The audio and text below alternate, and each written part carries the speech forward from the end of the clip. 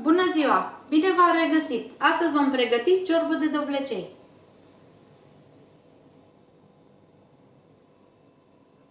Pentru preparare ne trebuie 2 dovlecei curățați de coajă și tăiați în cuburi, 3 cepe tocate, 2 morcovi tăiați în cubulețe, o bucată de rădăcină de țelină tăiată în cubulețe, o bucată de rădăcină de pătrunjel tăiat în cubulețe, un ardei capia roșu tocat în cubulețe, un ardei capia verde tocat în cubulețe, 400 de grame de roșii cuburi în suc propriu, 400 de ml de borș, 50 de grame de fidea, o legătură mare de leuștean tocat fin, 3 linguri cu ulei, sare și piper.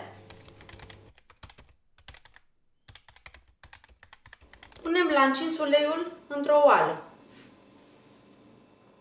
Când acesta s-a încins, adăugăm ceapa, morcovul și o linguriță cu sare. Le lăsăm la foc mic până ce acestea și eliberează aroma și se înmoaie puțin. Așa va ieși ciorba mai gustoasă.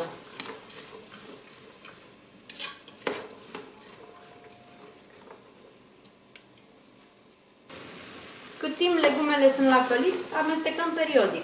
Nu le lăsăm să se prăjească, doar să se înmoaie foarte puțin.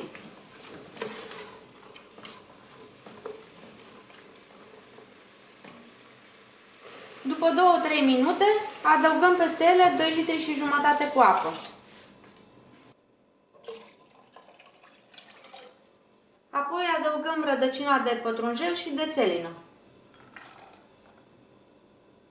Lăsăm totul să fiarbă pentru 10 minute, din momentul în care dă în primul clopot. După cele 10 minute punem ardeiul, dovlecelul,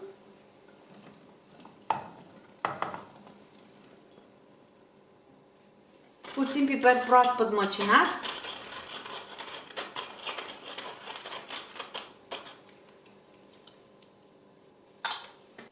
și mai adăugăm 2 lingurițe cu sare.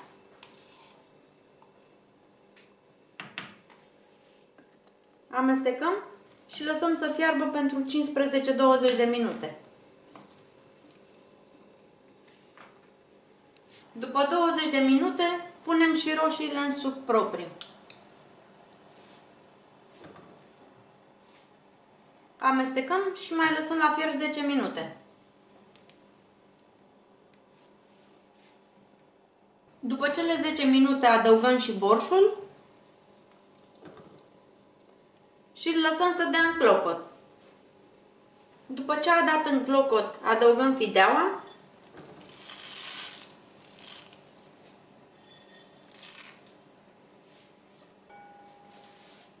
amestecăm potrivit gustul de sare și mai lăsăm să fiarbă până ce fideaua este gata. Cam 10 minute. După ce fideaua a fiert, adăugăm leușteanul, amestecăm puțin, închidem focul și acoperim. Lăsăm să se răcorească puțin, apoi putem servi.